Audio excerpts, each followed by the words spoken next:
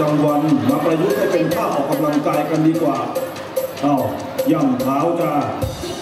รู้ไหมออกกำลังกายมันดียังไงมันจะช่วยเบิกทวารทั้ง7เบาหวานจะลดคนอื่นจะหายไป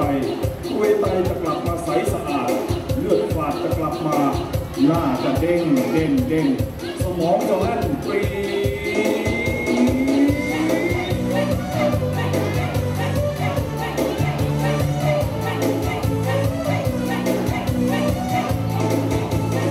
ท่าแรกท่าโบกแท็กซี่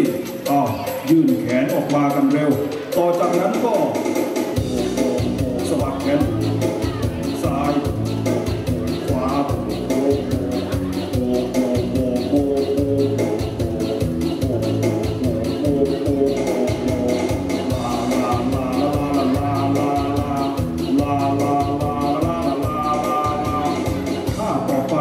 ท่ารีดผ้า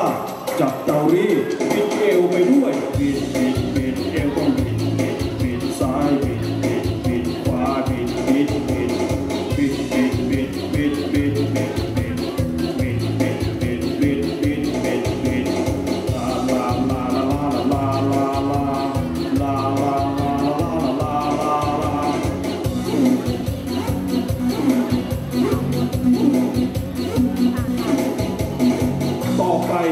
ท่าปั่นเสือหมอบก้มตัวลงเตรียมปั่นยกขาสูง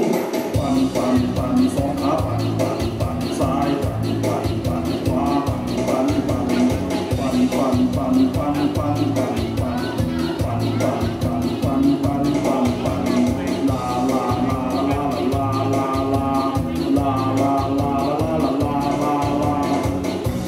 ขอขอบคุณทุกคนที่ร่วมกันบิดปั่นโบกในวันนี้